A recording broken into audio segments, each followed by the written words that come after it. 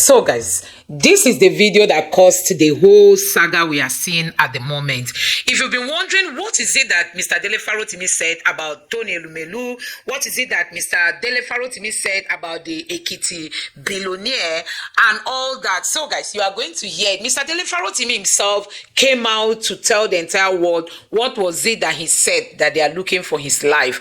So guys, take your time, relax and watch this video to the end to see everything Mr. Dele Farotimi said and why they are sending him to jail. Take a look. It was in 2021 when I had credible information that there was an active murder plot against me. I spoke at the time only after I had submitted petitions to the Nigerian police under the leadership of Akim Odumosu as the police commissioner at the time. My petition was specifically addressed to his office. He's today of the Lagos State Park Services. At the time, I mentioned 3 names with specificity. Included amongst the 3 at the time is a traditional ruler in Lagos State. I did not go to social media to mention any names because my intention was not to scandalize, but to seek the due protection of the law. I equally copied this letter to the Director of State Security Services in Lagos State.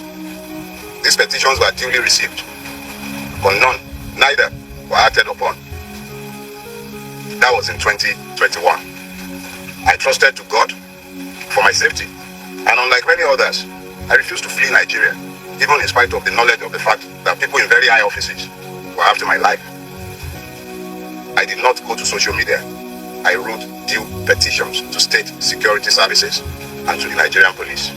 Duly received, names specifically mentioned, nothing was done.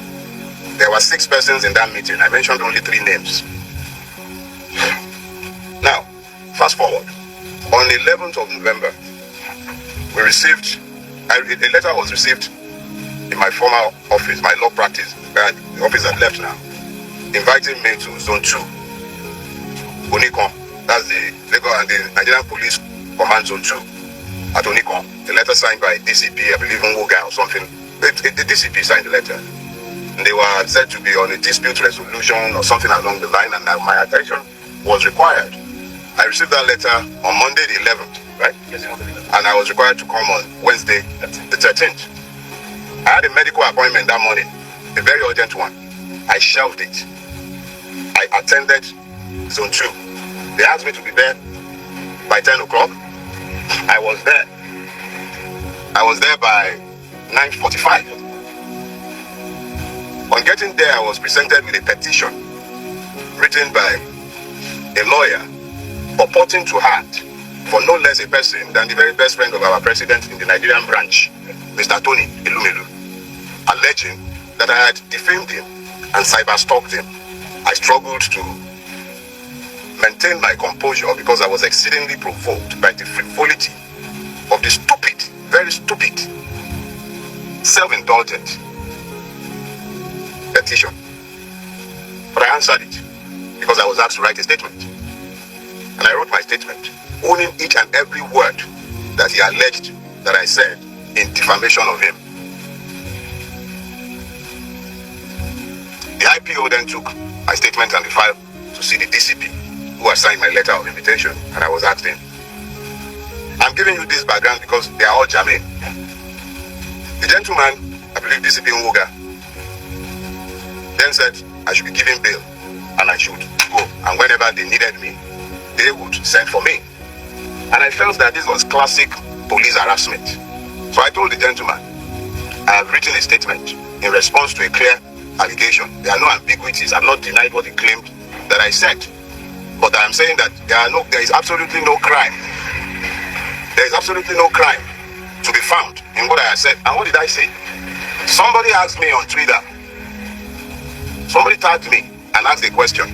The person asked if I thought Mr. Tony Elumelu might, in 2027, support a person like Peter Obi to become the president of Nigeria, just as Elon Musk had done similarly in America.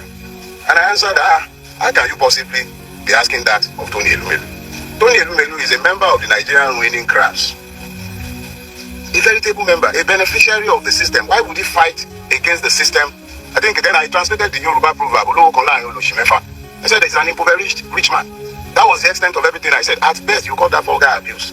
So I was actually quite irritated that a man as I expect that someone like Tony Elumelu should be too busy to be nitpicking about what opinion anybody might have to say, whatever anybody might have to say about him. Least of all, someone like me, tiny me, who am I that I am of interest or that he cares about what I have to say? I'm admittedly a madman. I told all of you severally. So I didn't think I should be of interest to Tony Elumelu. So I was irritated and I made my irritation clear. I told the gentleman, DCP Nguga, if you have a charge for me, keep me in your cell.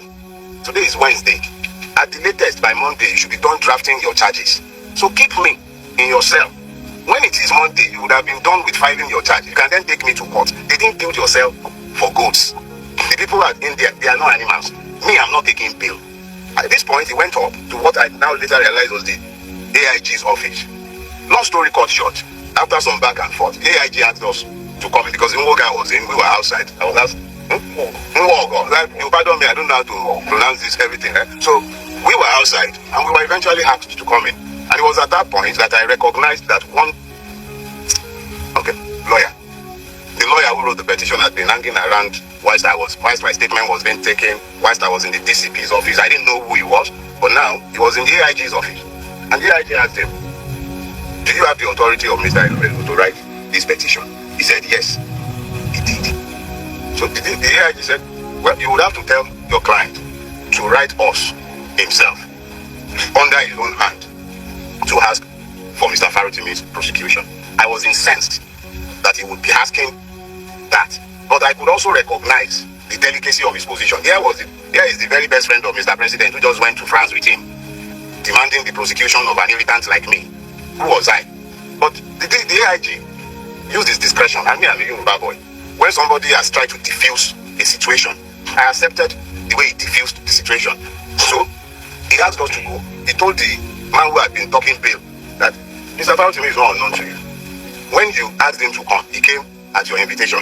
I'm sure if you need him again, you can always ask him to come. You will soon understand the importance of this background. Just bear with me.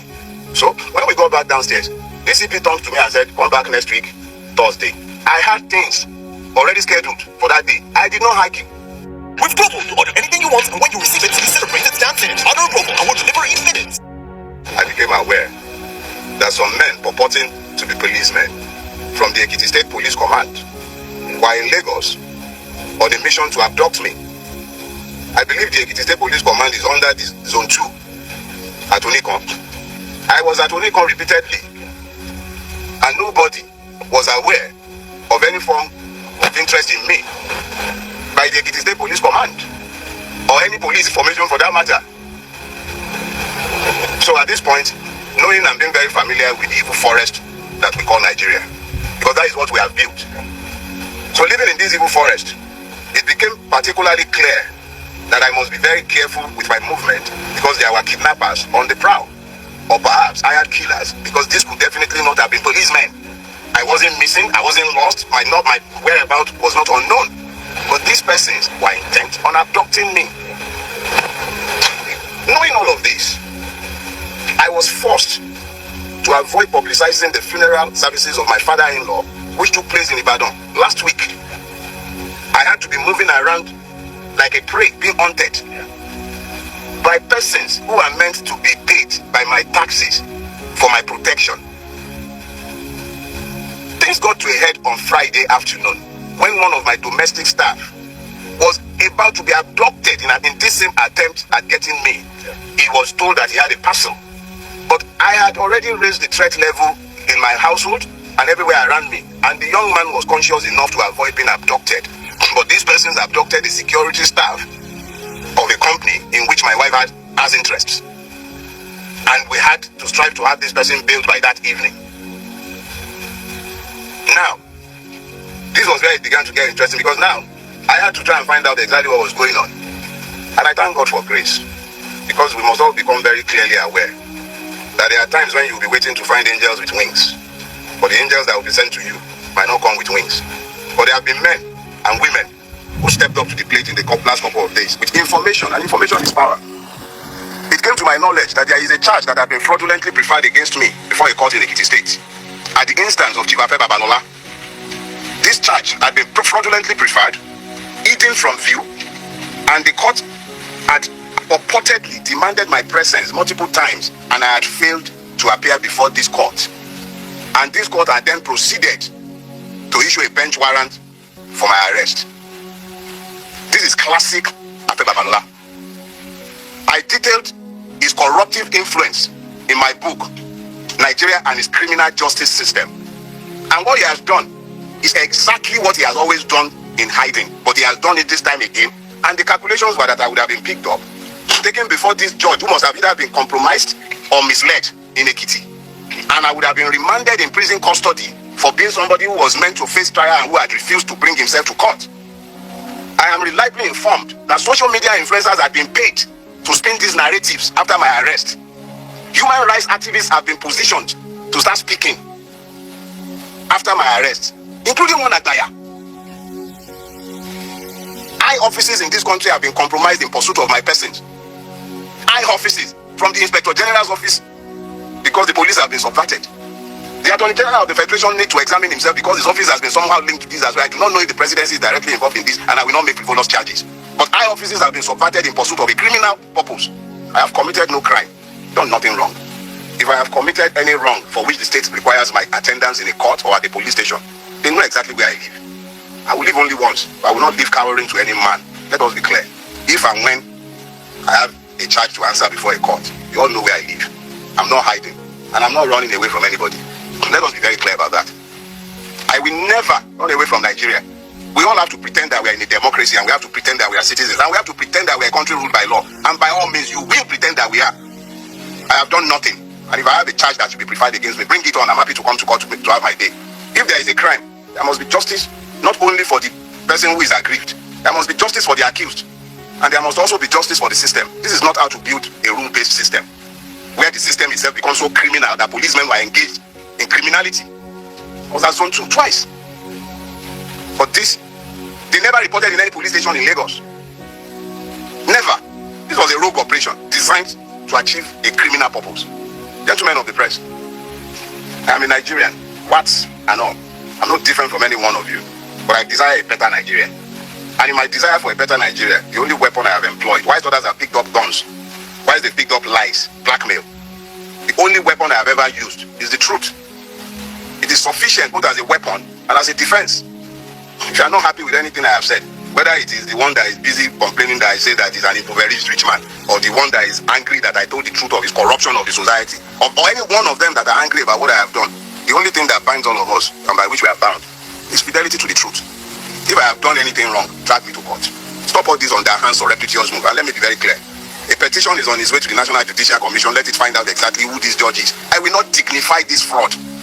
I will not dignify it. I have already filed a fundamental human rights enforcement suit against all the parties, and I will submit all the necessary petitions both to the Police Service Commission and to the Judicial Service Commission. This is fraudulent, and it's fraud in the face of the entire nation. Former Vice President Atiku Abubakar, who has called for the release of Dele Farotimi, while reacting in a post on X, Atiku said Farotimi's arrest serves as a grim reminder of the dark days of military dictatorship, when the iron fist of tyranny sought to crush all dissent.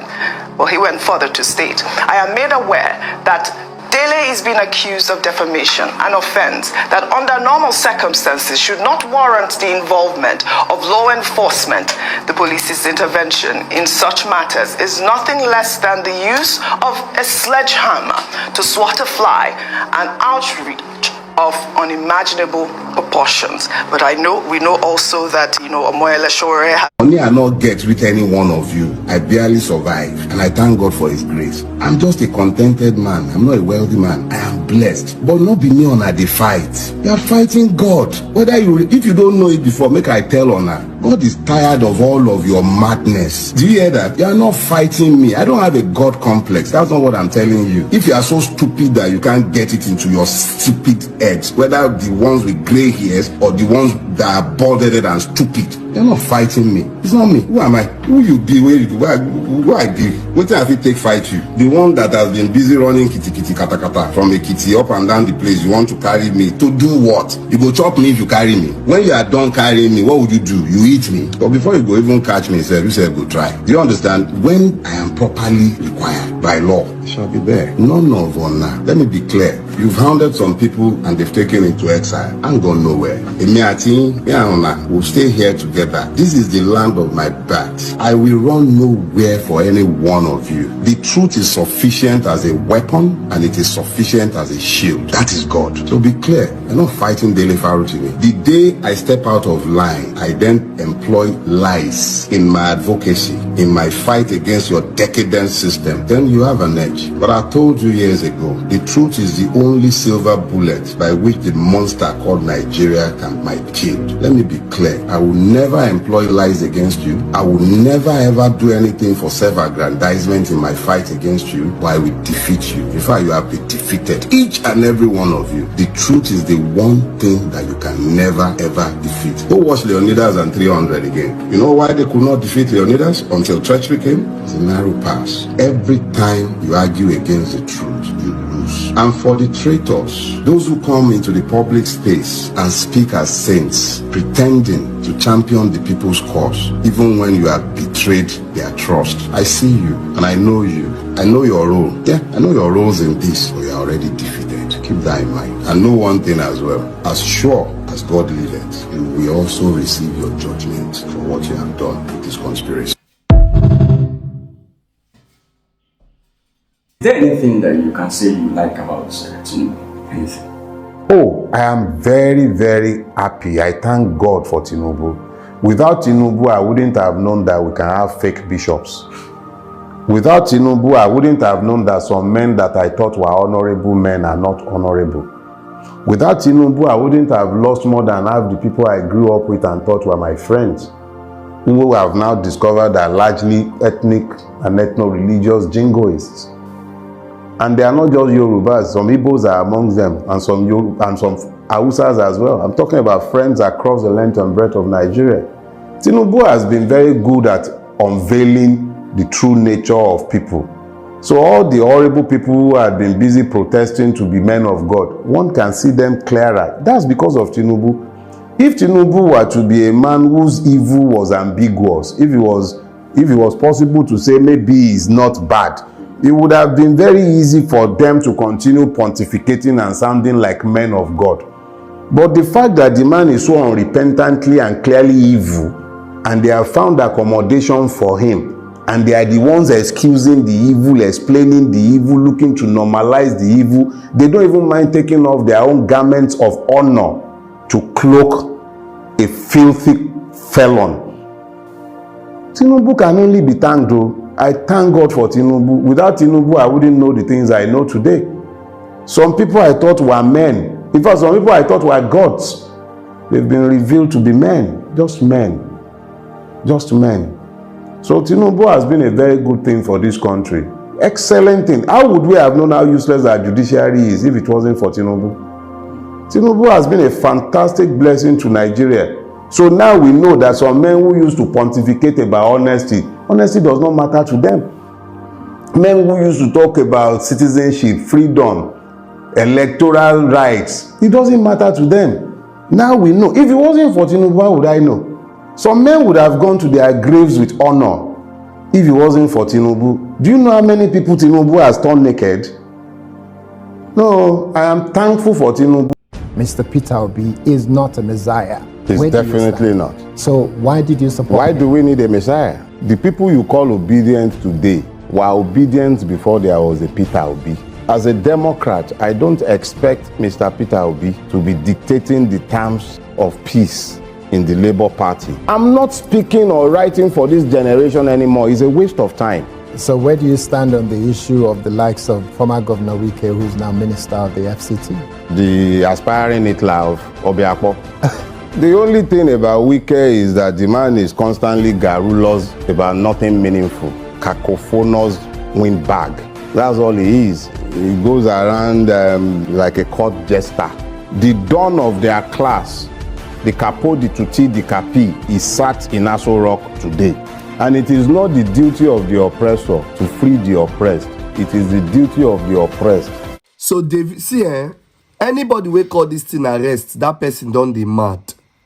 If you call this arrest of Dele where they arrest, Dele Farotimi where they arrest, you are a mad person. See, Dele Farotimi was kidnapped by the Nigerian police force. Shebi when Davido go outside, go do that interview saying my country, Nigeria, is in shambles. The economy no make sense. All of una want crucify him. Everybody attack Davido. Everybody say Davido, not be the best place to talk him. That's not the best place. Why would Davido say that kind of thing in another man? Say, will US say that in Nigeria? See, Nigeria is in shambles. An ordinary Nigerian cannot speak. We know if he talk, and I want silence everybody. Wanna chop everybody, kill everybody, make on a day for the country. Una they mad.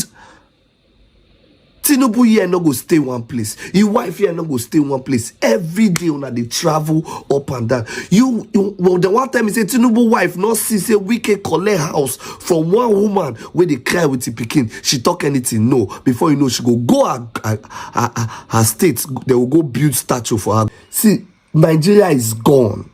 Nigeria is finished. Shebuna one day arrest everybody. Fuel the rise, we no go talk. The elites go do things we no good, we no go talk. Wike go seize land, we no go talk. Egg na 300, we no go talk. Chicken for this December, now almost 20,000. We no go talk. A bag of rice na 75, 80k. We no go talk.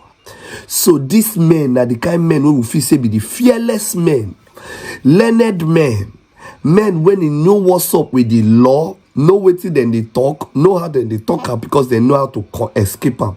If they begin they pick this kind of men, then no hope for us. We not go talk. When I want more could they prisoner, we they die, go they prisoner, suffering and smiling now na they fine. People where they involved in the kidnapping of this man because that's not an arrest. Somebody talk things where you feel say you don't like, you na lawsuit, you slam them. But no, on a kidnapper, God go punish everybody, single persons where they involved in the kidnapping and slash arresting of this man. What will be the problem? Is it that we just want to shut everybody up for the country, more not fit talk? More just they look on her.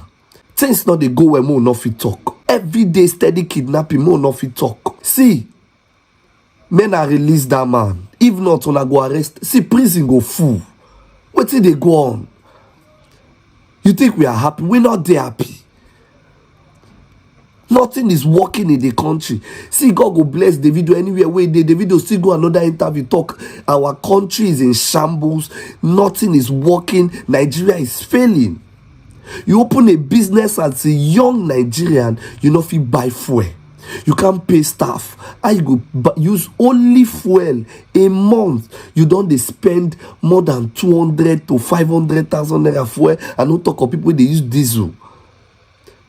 Companies are leaving Nigeria every day.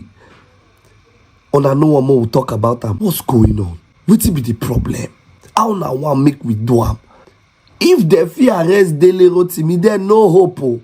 Manager Kokoko arrest us because we go talk. We will talk. EFCC every day then they steal. Till today Yaya Bello never hold that placard. That's whether that placard, that cardboard, he never hold them. Emefiele see over 700 and how many flats we get to Abuja. You people now they use us play. So we day here they talk. Wicked they build houses for judges. So when things like this happen, the judiciary is messed up. Nothing is working in the country. God go punish all of you. Man, I no release that man.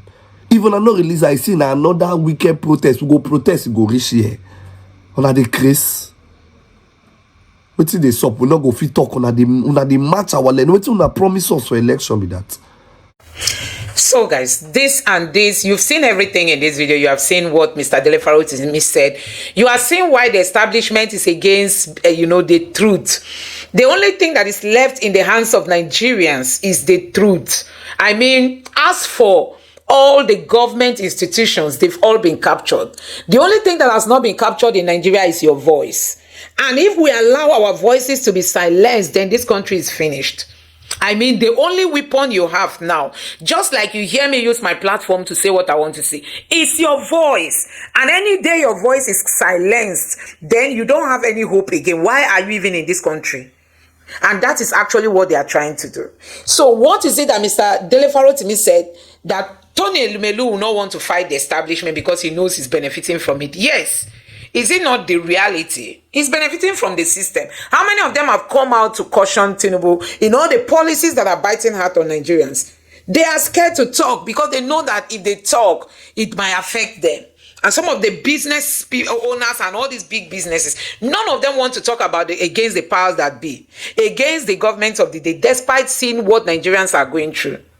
So Elon Musk came out. Elon Musk took a very strong, bold step. So in case you didn't hear that section, Mr. Dele Farotimi was asked, what if Tony Elumelu should support somebody like Peter Obi come 2027? Like Elon Musk did, for Donald Trump. And then what Dele Farotimi responded, the way he responded, is what they are calling defamation. So guys, and you have heard it for yourself. Tell me, is there any way Mr. Dele Farotimi was wrong? He wasn't wrong. He wasn't wrong. So guys, these are some of the things that we keep saying, that this system is a fraud. This system is a fraud. I mean, we have a Nigeria today where people can no longer talk, where the politicians and the business moguls, they are watching Nigerians, the ordinary Nigerians, being dragged on the mud. They can't talk. Because if they talk, they fear their businesses might be affected. So guys, do we even want to say we have a democracy in this country? No. We can't boldly come out to say we practice democracy in this country.